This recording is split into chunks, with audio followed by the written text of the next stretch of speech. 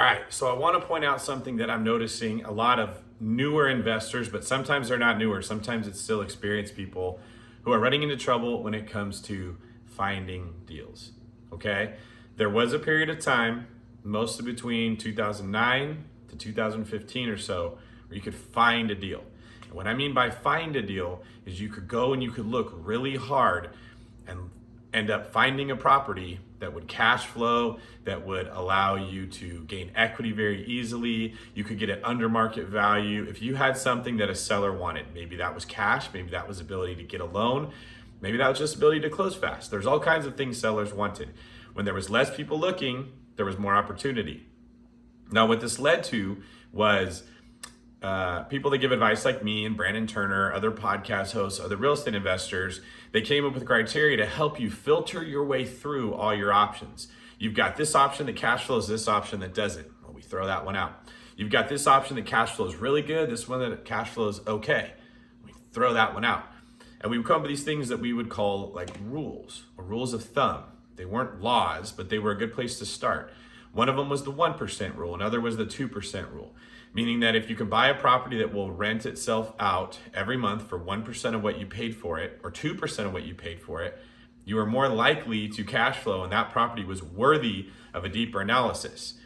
Now, the 2% rule became a thing when there was just deals everywhere and people had to figure out, well, which of these houses do I want to buy? When I say deals, I mean there was cash flow opportunity all over the place. Do I want to buy this one? Do I want to buy that one?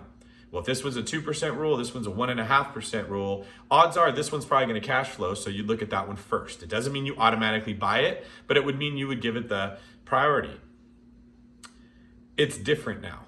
There are not as many opportunities because there are not as many buyers that have things that sellers need. Tons of buyers can get a deal. The economy is much better. We've seen a run up in prices. Everyone's confidence is high. You can't find deals like you used to. You don't need screening criteria like, is it 1% or 2% to filter through all your options. The problem is now you don't have options. There's not as many deals to be had, okay? So the strategy of go find, get that out of your head. Stop thinking that way. That's not what you need. You don't need to find the deal. You need to make the deal. And that's what Brandon Turner and I talk about a lot. Now what you're looking for is something that other people don't see. The diamond in the rough mentality. You're looking for a property that's managed poorly, that could have square footage added to it to make it worth more, that is in terrible shape and could be fixed up, that's going for below market rent, okay? You're looking for inefficiencies in the way it's managed, in the way it's marketed, in the property itself, its highest and best use. That's what you're trying to do. You're looking at stuff from a perspective now of how can I make that better than what it is? Not it needs to already be great right out the box and I want to find the best thing. So you don't need screening criteria like where's all this opportunity and what's the best one. Now you just have to find something that other people are missing.